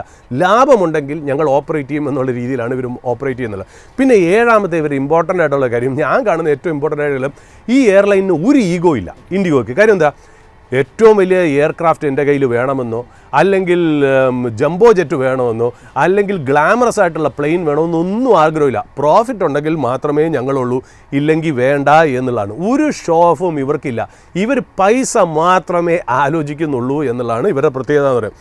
അപ്പോൾ ഈ ഇൻഡിഗോ എന്ന് പറയുന്നത് അവർ കൂടുതലും കോൺസെൻട്രേറ്റ് ചെയ്യുന്ന numbers, efficiency, simplicity, profit, discipline എന്നിങ്ങനെയുള്ള മാനദണ്ഡങ്ങളാണ് ഇവർ മുന്നോട്ട് വയ്ക്കുന്നത്. ഇൻഡിഗോ എന്ന് പറയുന്നത് ശരിക്കും പറഞ്ഞാൽ ഗ്ലാമറസ് ആയിട്ടുള്ള ഒരു ഇൻഡസ്ട്രിയിലെ ബോറിംഗ് ആയിട്ടുള്ളൊരു ബിസിനസ് മോഡലാണ് ഇൻഡിഗോ എന്ന്. പക്ഷേ അതാണ് ഏറ്റവും ഇവരെ പ്രോഫിറ്റബിൾ ആക്കിയത്. ഇതുകൊണ്ടാണ് ഇൻഡിഗോ ഇന്ത്യയിലെ തന്നെ വൺ ഓഫ് ദ ലാർജസ്റ്റും ഗ്ലോബലി തന്നെ വൺ ഓഫ് ദ മോസ്റ്റ് പ്രോഫിറ്റബിളും ബിസിനസ്സായി മാറ്റാനുള്ള കാരണങ്ങൾ എന്നുള്ളതാണ് ഇതിനകത്ത് ഞാൻ പറഞ്ഞു വയ്ക്കുന്നത്. ബട്ട് എന്താണ് അടുത്ത കാലത്ത് സംഭവിച്ചത്? DGCA, അതായത് director general of civil aviation, ഒരു ഇൻഡിപെൻഡൻറ്റ് ബോഡിയൊന്നുമല്ല. അവർ ശരിക്കും പറഞ്ഞ ഒരു അറ്റാച്ച്ഡ് ഓഫീസാണ്. മിനിസ്ട്രി ഓഫ് സിവിൽ ഏവിയേഷൻ്റെ ഒരു അറ്റാച്ച്ഡ് ഓഫീസാണ് DGCA എന്ന് പറയുന്നത്. ഗവൺമെൻറ് അപ്പോയിൻറ്റ് ചെയ്യുന്ന ഒരു IAS ഓഫീസറാണ് ഇതിനെ ഹെഡ് ചെയ്യുന്നതെന്നുള്ള. അവരടുത്ത കാലത്ത് ഒരു റൂൾ കൊണ്ടുവന്നു. ആ റൂൾ എന്താ? ഈ DGCAയുടെ എന്താണ് അവരുടെ ജോലി? ഡ്രാഫ്റ്റ്, അതായത് ഡ്രാഫ്റ്റ് ചെയ്യുക, എൻഫോഴ്സ് ചെയ്യുക, കംപ്ലൈ ചെയ്യുന്നുണ്ടോ എന്ന് ഉറപ്പ് വരുത്തുക. ഏതാ? സേഫ്റ്റി നോംസ്, എയർലൈൻ ഇൻഡസ്ട്രിയുടെ സേഫ്റ്റി നോംസ് ഡ്രാഫ്റ്റ് ചെയ്യുക, അത് എൻഫോഴ്സ് ചെയ്യുക, അത് കംപ്ലൈ ചെയ്യുന്നുണ്ടോ എന്ന് ഉറപ്പ് വരുത്തുക എന്നുള്ളതാണ് ഈ DGCAയുടെ ജോലി എന്ന് പറയുന്നത്. ഈ DGCA അടുത്ത കാലത്ത് ഫ്ലൈറ്റ് ഡ്യൂട്ടി ടൈം ലിമിറ്റേഷൻ, അതായത് FDTL എന്ന് പറയുന്ന ഒരു കാര്യം അവർ ഇംപ്ലിമെൻറ്റ് ചെയ്തു. എന്താണെന്നറിയോ? അവർ ഫെബ്രുവരി 2024 അവരിത് കൊണ്ടുവന്നത്. എന്നിട്ട് അവർ പറഞ്ഞെന്താ? നവംബർ 1, 2025 ഇംപ്ലിമെൻറ്റ് ചെയ്യണം. ഇതിനിടയിൽ പല ഫേസസ് ആയിട്ട് ഇംപ്ലിമെൻറ്റ് ചെയ്യണം. അതായത് എയർലൈനുകൾക്ക് 2 കൊല്ലം കൊണ്ട് ഇത് കംപ്ലൈ ചെയ്താൽ മതി. കാര്യം ഇവർ കൊണ്ടുവന്നത് എന്താ? ഫെബ്രുവരി 2024. എന്താണ് അവർ പറഞ്ഞത്? അവർ പറഞ്ഞു വെച്ചാൽ പൈലറ്റിൻ്റെ ഫെറ്റീഗ് വലിയൊരു ഇമ്പോർട്ടൻറ്റ് ഫാക്ടറാണ്. അതുകൊണ്ട് എന്ത് വേണം? 48 മണിക്കൂർ ഫ്ലൈ ചെയ്യണം എന്നുള്ളത് കുറച്ച് 36 മണിക്കൂറായിട്ട് കുറയണം. പിന്നെ അതുപോലെ ഈ നൈറ്റ് ലാൻഡിംഗ് വിൻഡോ എന്ന് പറയുന്നത് 12 AM to 6 PM ആണ്. ആ സമയത്ത് 6 നൈറ്റ് ലാൻഡിംഗ് എന്നുള്ളത് പൈലറ്റിന് കുറച്ചിട്ട് 2 ആക്കണം. അതായത് പിന്നെ ഈ ലീവ് എന്ന് പറയുന്നത് റെസ്റ്റായിട്ട് കണക്കാക്കാൻ പാടില്ല. അവർ ബേസിക്കലി അവർ ചെയ്തത് എന്താ? പൈലറ്റ് ഫറ്റീഗ് കുറയ്ക്കുക, ആക്സിഡൻറ്റ്സ് കുറയ്ക്കുക. കാര്യം എന്ന് വെച്ചാൽ എയർക്രാഫ്റ്റുകൾ പ്രോഫിറ്റ് കിട്ടാൻ വേണ്ടി ഒരുപാട് ഫ്ലൈറ്റ് ഓപ്പറേറ്റ് ചെയ്യണു, ഈ പൈലറ്റുകളുടെ വിഷമം മനസ്സിലാക്കുന്നില്ല എന്നുള്ള. അപ്പോൾ എന്തുകൊണ്ടാണ് DGCA ഇതൊക്കെ ഡിസിഷൻ എടുക്കാൻ കാര്യം? ഒന്നാമത് DGCA തന്നെ സ്വന്തമായിട്ട് സ്റ്റഡി ചെയ്തിട്ട് അതിൽ കിട്ടിയ ഒരു ഔട്ട്പുട്ട് വെച്ചിട്ടാണ് ഇവർ ചെയ്ത്. രണ്ടാമത് ഇവരെന്താ? ഗ്ലോബൽ സ്റ്റാൻഡേർഡ്സ് ആയിട്ട് അലൈൻ ചെയ്യാൻ വേണ്ടിയിട്ടാണ് ഈ റൂൾ കൊണ്ടുവന്നതെന്നുള്ളത്. മൂന്നാമത് airline pilot association of India അല്ലെങ്കിൽ ഫെഡറേഷൻ ഓഫ് ഇന്ത്യൻ പൈലറ്റ്സും ഈ റെപ്രസെൻറ്റേഷൻ കൊടുത്തു പൈലറ്റിൻ്റെ ഫറ്റീഗ് കാരണം. അപ്പോൾ അതുകൊണ്ട് അവരത് ഇൻകോപ്പറേറ്റ് ചെയ്തു. കംപ്ലൈൻസ് ഫ്രം പാസഞ്ചേഴ്സ്, പിന്നെ അത് മാത്രമല്ല ജുഡീഷ്യൽ ഇൻ്റർവെൻഷൻ, ഹൈക്കോർട്ട് പോലെയുള്ള കോടതികളൊക്കെ ഇത് ക്വസ്റ്റ്യൻ ചെയ്തു തുടങ്ങിയപ്പോൾ DGCA ആക്ട് ചെയ്തു എന്നുള്ള. പിന്നെ അടുത്ത കാലത്തുള്ള എയർലൈൻ ആക്സിഡൻസും ഒക്കെ കൂടെ ആയപ്പോൾ ഇവർ ഈ റൂള് കൊണ്ടുവന്നു. ഫെബ്രുവരി 2024 ആണെങ്കിലും എയർലൈൻസിന് 2 കൊല്ലത്തോളം സമയം കൊടുത്തു. നവംബർ 1, 2025 മുതൽ ഇത് ഇംപ്ലിമെൻറ്റ് ചെയ്താൽ മതിയെന്നാണ്. ബട്ട് ഇൻഡിഗോ ഇതിന് പ്രിപ്പയർഡേ ആയിരുന്നില്ല എന്നാണ്. ഇൻഡിഗോ എന്ത് ചെയ്തു? ഷോർട്ടേജ് ഓഫ് പൈലറ്റ് ആയിരുന്നു, പൈലറ്റുകളെ ആവശ്യമായിട്ട് എടുത്തില്ല. അതുമാത്രമല്ല ഇതിനൊന്നും ഒരു പരിപാടിയും ചെയ്തില്ല. ഇവരിത് മട്ടിലെടുത്തു. അതായത് ഗവൺമെൻറ് മുട്ടുകുത്തട്ടെ എന്നുള്ള രീതിയിലാണ് പറഞ്ഞത്. അതായത് നമുക്കറിയില്ല ഇതിൻ്റെ ഇംപ്ലിക്കേഷൻ എന്താ? 12 മണിക്കൂർ ഓടിയിരുന്ന 13 മണിക്കൂർ ഓടിയിരുന്ന എയർക്രാഫ്റ്റ് ഇനി 8 തൊട്ട് 9 മണിക്കൂർ മാത്രമേ ഓടുള്ളൂ. അത് ഇൻഡിഗോന് നെഗറ്റീവ് ആയതുകൊണ്ട് അവരതിനെക്കുറിച്ച് അനങ്ങിയില്ല. പക്ഷേ അവരൊരിക്കലും പ്രതീക്ഷിച്ചില്ല ഈ പറഞ്ഞ പോലെ ഇങ്ങനെ ഒരു പ്രോബ്ലം ഉണ്ടാവുന്നില്ല. കാര്യം ഇവരെ ഒഴിച്ചുകൊണ്ട് ഇന്ത്യൻ എയർലൈൻ ഇൻഡസ്ട്രിയെ നോക്കാൻ പറ്റില്ലെന്നല്ലോ. ഏതാണ്ട് നമ്മൾ നോക്കിയപ്പോൾ എന്താ? Hundreds of thousands of flight cancel ചെയ്തു. പാസഞ്ചേഴ്സിനെ മാനേജ് ചെയ്യാനേ പറ്റില്ല. ഹെവി എമൗണ്ട് ഓഫ് റീഫണ്ട് ഇപ്പോൾ കൊടുത്തുകൊണ്ടിരിക്കുകയാണ്. ചില പാസഞ്ചേഴ്സിന് അക്കോമഡേഷൻ വരെ കൊടുക്കണം. അബ്സല്യൂട്ട് കെയോസ് ആയി എന്നുള്ള. ഇതിൻ്റെ മോണിറ്ററി ഇമ്പാക്റ്റ് എന്ന് പറഞ്ഞാൽ അറിയാലോ. ഏതൊക്കെ പാരാമീറ്റേഴ്സാണോ ഇൻഡിഗോനെ കിങ് ആക്കി മാറ്റിയത് അത് എല്ലാം ഹിറ്റ് ചെയ്യും ഈ റൂൾ ഇമ്പാക്റ്റ് ചെയ്ത് കഴിഞ്ഞാൽ. അതായത് aircraft utilisation per day, per week ആണെങ്കിൽ ശരി, ASK available seat kilometre, CASK cost per seat kilometre, yield per seat, load factor, cash flow, net flow margin, net profit, എല്ലാ സാധനവും, അതായത് ലീസ് കമ്മിറ്റ്മെൻറ്റ് വരെ affect ചെയ്യുന്ന രീതിയിൽ. അപ്പോൾ ഈ രീതിയിൽ ഇതൊക്കെ വരുമ്പോൾ ഉണ്ടല്ലോ, നമ്മൾ ജസ്റ്റ് ഒന്ന് കാൽക്കുലേറ്റ് ചെയ്യണം. അതായത് ഈ കമ്പനിയെ ഇൻ്റർ ഗ്ലോബിനെ എന്തൊക്കെ പാരാമീറ്റേഴ്സാണോ പ്രോഫിറ്റബിൾ ആക്കിയത് അതെല്ലാം ഹിറ്റായിരിക്കുന്നു എന്നുള്ളതാണ് ഇതിനകത്തുള്ള പ്രത്യേകത എന്ന് പറയുന്നത്. ഈ റൂൾ ഇംപ്ലിമെൻറ്റ് ചെയ്തപ്പോൾ കണ്ട ആദ്യത്തെ ഇനിഷ്യൽ റിയാക്ഷനാണ് നമ്മൾ ഈ കേട്ടുകൊണ്ടിരിക്കുന്നത്. 2025 എന്ന് പറയുന്ന ഫിനാൻഷ്യൽ ഇയർ ഇവർക്ക് ശരിക്കും പറഞ്ഞാൽ ഞാൻ നോക്കുകയാണെങ്കിൽ ഇവരുടെ EPS 187 രൂപയായിരുന്നു. 187 രൂപ. മാർക്കറ്റാണെങ്കിൽ പല സമയത്തും ഇവർക്ക് 40-45 PE മൾട്ടിപ്പിളും ഈ 185 രൂപ EPSൽ അസൈൻ ചെയ്ത് കൊടുത്തിട്ട് നല്ല പ്രീമിയം വാല്യുവേഷനിൽ ട്രേഡ് ചെയ്തിരുന്ന സ്റ്റോക്കാണ് എന്നുള്ള. ഇപ്പോൾ ഈ ഇഷ്യൂസ് കാരണം 185 രൂപ 2025 EPS ഉള്ള കമ്പനി ഈ ഇഷ്യൂസ് കാരണം 15% ഇതിൻ്റെ EPSൽ ഹിറ്റ് വരുന്നതെന്ന് വിചാരിക്കുക. അങ്ങനെയാണെങ്കിൽ ഇനി വരാൻ പോകുന്ന ദിവസങ്ങളിൽ ഇതിൻ്റെ EPS 15% ഹിറ്റ് ചെയ്യുകയാണെങ്കിൽ 185 രൂപയെന്ന് കുറഞ്ഞ് 160 രൂപയാവും എന്നുള്ളതാണ് അതിൻ്റെ പ്രത്യേകത. ഇനി അഥവാ ഇതിൻ്റെ ഇമ്പാക്റ്റ് കുറച്ചുകൂടി ബിഗ് ഇമ്പാക്റ്റ് ആണെന്ന് വയ്ക്കുക. 25% ഇമ്പാക്റ്റ് വരികയാണെങ്കിൽ 185 രൂപ EPSൽ 20% ഇമ്പാക്റ്റ് വരികയാണെങ്കിൽ ഏതാണ്ട് 145 രൂപയായി ഇവരുടെ EPS മാറും എന്നുള്ള. ഇത്രയും നാൾ മാർക്കറ്റ് അതിൻ്റെ പീക്കിൽ ഏറ്റവും നല്ല സമയത്ത് ഇൻഡിഗോന് കൊടുത്തിരുന്ന പീക്ക് PE എന്ന് പറയുന്നത് 44 PE ആണെന്ന്. ഇനി എപ്പോഴും 44 PE കൊടുക്കണം നിർബന്ധമില്ല. ഇനി അതുമാത്രമല്ല, ഈ സേഫ്റ്റി നോംസ് ഒന്നും പാലിക്കാത്തതുകൊണ്ട് ഇനി എനിക്ക് തോന്നുന്നു ഒരു 30 PE ഒക്കെ മാത്രമേ ഈ പറയുന്ന പോലെ ഇൻഡിഗോയ്ക്ക് സ്റ്റോക്ക് മാർക്കറ്റ് അസൈൻ ചെയ്യുള്ളൂ എന്നുള്ളത്. അപ്പം നമുക്ക് നോക്കാം. 10% അല്ലെ 15% EPSൽ ഹിറ്റ് ചെയ്യുമ്പോൾ 160 രൂപയാണ് EPS എങ്കിൽ അതിലോട്ട് 30 PE നമ്മൾ ആഡ് ചെയ്യുകയാണെങ്കിൽ, അതായത് 30 PE അസൈൻ ചെയ്യുകയാണെങ്കിൽ ഈ സ്റ്റോക്കിൻ്റെ വില 4800 രൂപ പെർ ഷെയർ എത്തണമായിരുന്നു. രണ്ടാമത് ഇതിൻ്റെ ഇമ്പാക്റ്റ് വളരെ ഹൈ ആണെന്ന് ഇരിക്കുക. 25% ഇമ്പാക്റ്റ് ഓൺ EPS ഓഫ് 185 വരികയാണെങ്കിൽ ഇവരുടെ EPS എത്രയാണ്? 145. ആ 145-ന് നമ്മൾ വീണ്ടും ഒരു 30% നമ്മളൊരു PE മാർക്കറ്റ് അസൈൻ ചെയ്യണമെങ്കിൽ ഇതിൻ്റെ വില 4350 രൂപയായി കുറയണം എന്നുള്ള. Market is repricing. എനിക്ക് തോന്നുന്നു 22 ഓഗസ്റ്റിൽ 6000 വരെ പോയ സ്റ്റോക്ക് നമ്മൾ ഇന്നലെ നോക്കുമ്പോൾ 4927 ആയിരുന്നു എന്നുള്ള. അതായത് ഇവരുടെ revenue, net profit, operating margin, cash flow ഒക്കെ ഹിറ്റാവുന്നത് എത്ര % ആയിരിക്കും എന്നാണ് ഒരു ഇൻവെസ്റ്റർ ഒറ്റ നോക്കേണ്ടത്. 15% ആണോ, 20 ആണോ, 10 ആണോ, 25 ആണോ, 30 ആണോ, അതിനനുസരിച്ച് EPSൽ ഒരു കുറവ് വരും, അതിനനുസരിച്ച് PEയിലും ഒരു ഡി റേറ്റിംഗ് ഉണ്ടാവും. അതായിരിക്കും ആ ഒരു ഇൻഡിഗോൻ്റെ വില ആസ് വി മൂവ് ഫോർവേഡ് എന്നുള്ള. ഇതിനകത്ത് ആരാ റെസ്പോൺസിബിൾ? നമ്മൾ പെട്ടെന്ന് നോക്കാൻ നേരത്ത് നമുക്ക് മനസ്സിലാവുന്നത് ഇൻഡിഗോ തന്നെയാണെന്നുള്ള കാര്യത്തിൽ യാതൊരു സംശയമില്ല. ബട്ട് ഞാൻ ഇതിനകത്ത് കുറ്റം പറയാൻ പോകുന്നത് ഗവൺമെൻറ് ഉറങ്ങുമായിരുന്നു എന്നുള്ള കാര്യത്തിൽ യാതൊരു സംശയമില്ല എന്നുള്ള. ഗവൺമെൻറ് അറിയാലോ ഇതിനകത്ത് 4 പ്ലെയർ മാത്രമേ ഉള്ളൂ. 63% ഇൻഡിഗോ ആയിരുന്നു. ഇത് ഗവൺമെൻറ് നന്നായിട്ട് അറിയാലോ. ഗവൺമെൻറ് അറിയാലോ നവംബർ 1, 2020 ഈ റൂള് വരുന്നു. അപ്പോൾ അതിനോട്ട് വെക്കണതിനും ഇതും ഒരു സ്ക്രൂട്ടണിയും ഇല്ലേ? ഒരു കാര്യവും എയർലൈൻസ് ആയിട്ട് ചെക്ക് ചെയ്തില്ല എന്ന് പറയുന്നത് വളരെ ബുദ്ധിമുട്ടാണ്ടായിരുന്നു എന്നുള്ള. ഗവൺമെൻറ് ഇത് കാരണം എന്തൊക്കെ റവന്യൂ ആണ് കിട്ടുന്നത് നമുക്കറിയാലോ. ATF, അതായത് എയർലൈൻ ടർബൈൻ ഫ്യൂലിൽ നിന്ന് ഇവർക്ക് ശരിക്കും പറഞ്ഞാൽ ടാക്സ് കിട്ടും. ടിക്കറ്റുകളിൽ നിന്ന് നമുക്ക് GST കിട്ടും. എയർപോർട്ട് ചാർജസ്, അതായത് landing charges, parking charges, route navigation facility charges, passenger fee, user development fee, ഇതിലൊക്കെ ഗവൺമെൻറ് കാശ് കിട്ടും. കോർപ്പറേറ്റ് ടാക്സ് കിട്ടും. അതായത് ഈ കമ്പനികളുടെ പ്രോഫിറ്റിൽ നിന്നും ഇൻഡിഗോ പോലത്തെ കമ്പനികളിൽ നിന്നും പ്രോഫിറ്റ് കിട്ടും. പിന്നെ എയർപോർട്ട് അതോറിറ്റി ഓഫ് ഇന്ത്യയുടെ കയ്യിൽ നിന്ന് ഡിവിഡൻഡ് കിട്ടും. ഇത്രയും കാശ് ഗവൺമെൻറ്റിന് കിട്ടിയിട്ട് പോലും ഗവൺമെൻറ് ഇതിനു വേണ്ടി സമയമില്ല എന്ന് പറയുന്നത് നമുക്ക് ഒരിക്കലും ക്ഷമിക്കാൻ പറ്റില്ല എന്നുള്ള കാര്യം. ഇൻഡിഗോൻ്റെ തെറ്റ് തന്നെയാണ്, നമ്മൾ ഇല്ല എന്ന് പറയുന്നില്ല. പക്ഷേ ഗവൺമെൻറ് എവിടെ പോയി? 4 എയർലൈൻസ് മാത്രമേ ഇന്ത്യൻ സിസ്റ്റത്തിലുള്ളൂ. ഇതിനെ കൺട്രോൾ ചെയ്യാൻ പറ്റിയില്ല എന്നുണ്ടെങ്കിൽ ഈ ഗവൺമെൻറ് അല്ലെങ്കിൽ ഈ ഒരു മിനിസ്ട്രിക്ക് അവിടെ ഇരിക്കാൻ യാതൊരു രീതിയിലും ലാക്സ് ഓഫ് ലൈഫ് അറ്റ് സ്റ്റേക്കാണ്. ഓരോരുത്തരുടെ ജോലി, ഓരോരുത്തരുടെ ഹെൽത്ത് ഇഷ്യൂ, സ്കൂള്, എക്സാം, സ്റ്റുഡൻസിൻ്റെ കാര്യം എല്ലാം പറഞ്ഞുകൊണ്ട് ഈ വക കാര്യങ്ങൾ it is A matter of life and death and government was absolutely sleeping എന്നുള്ള. എയർ ഇന്ത്യയെ ബെയിൽ ഔട്ട് ചെയ്യാൻ ഗവൺമെൻറ് അറിയായിരുന്നു. കിങ് ഫിഷറിൻ്റെ ഓണർ വാനിഷ് ചെയ്തപ്പോൾ ഗവൺമെൻറ് വായ ഓർന്നിട്ടില്ല എന്നുള്ള. ഇൻഡിഗോൻ്റെ ഫെയിലർ വന്നിട്ടും ഇപ്പോൾ വെറും കോസ്മെറ്റിക് ചേഞ്ചസ് മാത്രം ഇരിക്കുന്നു. ജനങ്ങളെ വിഡ്ഢിയാക്കുന്ന, ടാക്സ് പേയേഴ്സിനെ ഫൂളിഷ് ആക്കുന്ന ഈ വക പരിപാടികൾ ഗവൺമെൻറ് ചെയ്യാതിരിക്കുക, വളരെ സീരിയസ് ആയിട്ട് എടുക്കുക. റൂൾസും എല്ലാ കാര്യവും ഗ്ലോബൽ പ്രാക്ടീസസും ഒക്കെ നല്ലതാണ്. പക്ഷേ അത് ഇംപ്ലിമെൻറ്റ് ചെയ്യാൻ കഴിവില്ലെങ്കിൽ ഇറങ്ങി പോകുക എന്നല്ലാതെ പറയാൻ വേറെ ഒരു മാർഗ്ഗവും ഇല്ല എനിക്ക്. ഇവിടെ ഡിസ്കസ് ചെയ്തിരിക്കുന്ന ഓഹരിയെ പറ്റിയിട്ടുള്ള ഒരു ഡീറ്റെയിൽസും ഒരു ബൈ ഓർ സെൽ സോളിസിറ്റേഷനോ സജഷനോ ഒന്നുമല്ല. വെറുതെ ഒരു പഠനാവശ്യങ്ങൾക്ക് വേണ്ടി മാത്രം പങ്കുവച്ചിരിക്കുന്നതാണ്. നിങ്ങളുടെ നിക്ഷേപം നടത്തുന്നതിന് മുമ്പ് എപ്പോഴും ഒരു സെബി രജിസ്റ്റേർഡ് ആയിട്ടുള്ള ഒരു ഇൻവെസ്റ്റർ അഡ്വൈസറിൻ്റെ ഒരു ശിക്ഷണത്തിൽ മാത്രം നടപ്പാക്കുക എന്നൊരു കാര്യം കൂടിയാണ് പറയാനായിട്ടുള്ളത്. ഇതോടുകൂടി ഇന്നത്തെ ഓപ്പണിംഗ് അവേഴ്സിൻ്റെ ഈ ഒരു സെഷൻ വൈൻഡപ്പ് ചെയ്യുകയാണ്. നാളെ രാവിലെ ഓപ്പണിംഗ് അവേഴ്സുമായിട്ട് വീണ്ടും കാണാം. നന്ദി, നമസ്കാരം.